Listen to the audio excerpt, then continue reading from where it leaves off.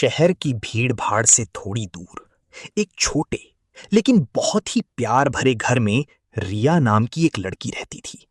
रिया 20 साल की एक बेहद समझदार और होनहार कॉलेज छात्रा थी। उसके परिवार में उसके पापा ही उसकी पूरी दुनिया थे। रिया की मां के गुजर जाने के बाद उसके पापा ने ही उसे मां और बाप दोनों का प्यार दिया था। वे दिन रात मेहनत करते थे ताकि रिया को एक अच्छी जिंदगी और अच्छी शिक्षा दे सकें। रिया भी इस बात को बखूबी समझती थी। कॉलेज के बाद वो घर आकर घर का सारा काम संभालती और अपने पापा के चेहरे पर एक मुस्कान लाने की पूरी कोशिश करती। उन दोनों की जिंदगी सादगी और एक दूसरे के प्रति गहरी जिम्मेदारी से भरी हुई थी। एक दिन सर रोजाना की तरह वो उसी पुराने रास्ते से आ रही थी, लेकिन आज उस रास्ते पर एक अजीब सा सन्नाटा था। ठंडी हवा चल रही थी और सड़क पर इक्का दुक्का लोग ही नजर आ रहे थे। रिया जल्दी जल्दी कदम बढ़ा रही थी कि अचानक उसकी नजर सड़क के किनारे एक अंधेरे कोने पर पड़ी। वहां एक नया मोमोज का स्टॉल लगा था। स्टॉल के ऊपर एक मध्यम सी पीली लाइट जल रही थी जो बार बार झपक रही थी। रिया को जोरों की भूख लगी थी। मोमोज की खुशबू बहुत तेज और कुछ अलग थी जो सीधे दिमाग पर असर कर रही थी। ना चाहते हुए भी रिया के कदम उस स्टॉल की तरफ बढ़ गए। स्टॉल के पीछे एक बूढ़ी औरत खड़ी थी। उसके बाल बेकदम उस स्टॉल की तरफ बढ़ गए। स्टॉल के पीछे एक बूढ़ी औरत खड़ी थी। उसके बाल बिखरे हुए थे, चेहरा झुर्रियों से भरा था और उसकी आंखें बहुत अजीब थीं। उनमें कोई चमक नहीं थी, बस एक खालीपन था। लेकिन जैसे ही रिया पास पहुंची, उस औरत के चेहरे पर एक बेहद खौफनाक और ठंडी सी मुस्कान आ गई। मोमोज दे दो आंटी, रिया ने झिझकते हुए कहा। उस औरत ने बिना कुछ बोले एक प्लेट रिया के हाथ में थमा दी। जब रिया ने पैसे देने के लिए अपना पर्स निकाला तो उस औरत ने अपना ठंडा और खुरदुरा हाथ रिया के हाथ पर रख दिया। रिया सिहर उठी। पैसे नहीं चाहिए बच्ची, ये तुम्हारे लिए है। इसका स्वाद बहुत खास है, बस खा लो। औरत की आवाज ऐसी थी जैसे किसी गहरे कुएं से आ रही हो। रिया को अजीब लगा, लेकिन मोमोज की खुशबू इतनी तेज थी कि वो खुद को रोक नहीं पाई। उसने जैसे ही पहला मोमोज खाया, उसे स्वाद तो बहुत अच्छा लगा, लेकिन अगले ही पल उसे ऐसा महसूस हुआ जैसे उसके शरीर के अंदर कोई ठंडी सी चीज उतर गई हो। उसने ऊपर देखा तो वो औरत उसे पलक झपकाए बिना घूर रही थी। उस नजर में एक ऐसा लालच था जैसे वो रिया के अंदर की जिंदगी को देख रही हो। घबराकर रिया ने प्लेट वहीं रखी और लगभग भागते हुए अपने घर की तरफ निकल गई। उस शाम के बाद से रिया की जिंदगी में सब कुछ बदलने लगा। घर पहुंचने के बाद भी उसे बार बार ऐसा लगता कि कोई उसके पीछे खड़ा है।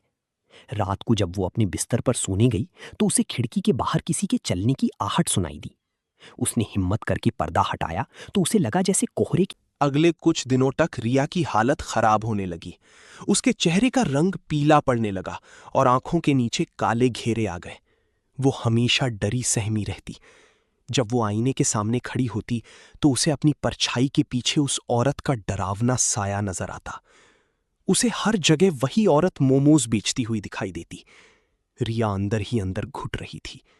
वो अपने पापा को कुछ भी बताकर उन्हें परेशान नहीं करना चाहती थी। उसे लगा शायद ये सिर्फ उसका वहम है, लेकिन वहम इतनी जल्दी हकीकत में बदल जाएगा, ये उसने कभी नहीं सोचा था। एक पिता का प्यार किसी भी खतरे को भांप लेता है। उन्हें शक हुआ। वे तुरंत उसी जगह गए जहां रिया रोज से आती थी। रात का अंधेरा था। जब वे उस जगह पहुंचे जहां रिया ने मोमोज खाए थे तो उन्होंने देखा कि वहां की जमीन काली पड़ चुकी थी। वहां कुछ राख पड़ी थी और उस राख से एक बहुत ही सड़ी हुई और डरावनी बदबू आ रही थी। रिया के पिता समझ गए कि उनकी बेटी किसी आम हादसे का शिकार नहीं हुई है, बल्कि किसी काले और शैतानी साई ने उसे जकड़ लिया है। उसी वक्त अस्पताल में एक बहुत ही भयानक घटना घट रही थी। रात के 2 बज रहे थे। अचानक अस्पताल के उस वार्ड की लाइटें फड़फड़ाने लगीं। ठंडी हवा का एक झोंका आया जिससे खिड़कियां जोर से टकराने लगीं। ड्यूटी पर मौजूद नर्सें अजीब सी घबराहट के कारण वहां से चली गईं। तभी कमरे का दरवाजा जोर से खुला। रिया के पिता वहां खड़े थे। उनकी आंखों में अब कोई डर नहीं था, ना ही कोई आंसू। उनमें सिर्फ और सिर्फ गुस्सा था, अपनी बच्ची को बचाने का जुनून। उन्होंने रास्ते से एक मोटी लकड़ी उठाई थी जिसके एक सिरे पर कपड़ा लपेटकर उन्होंने आग लगा दी थी। आग की लपटें कमरे के अंधेरे को चीर रही थीं। दूर हट मेरी बच्ची से, रिया के पिता पूरी ताकत से दहाड़े। चुड़ैल ने एक भयानक चीख मारी और रिया के पिता की तरफ पलटी। तुम मुझे नहीं रोक सकते, इसकी जान मेरी है।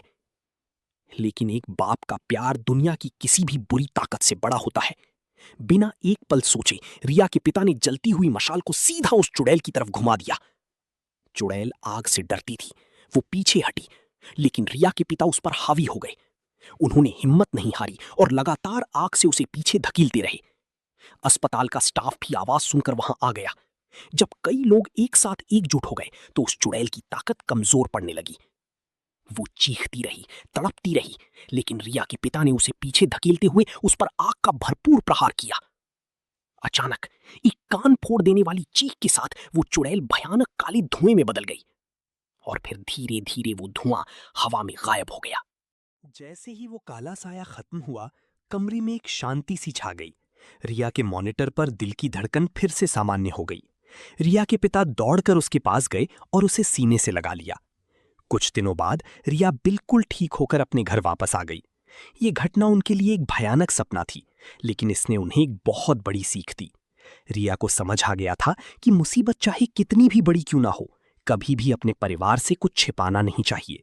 और ये भी कि अनजान रास्तों पर अनजान लोगों से मिलने वाली हर मुफ्त या अजीब चीज के पीछे एक बहुत बड़ा खतरा छुपा हो सकता है।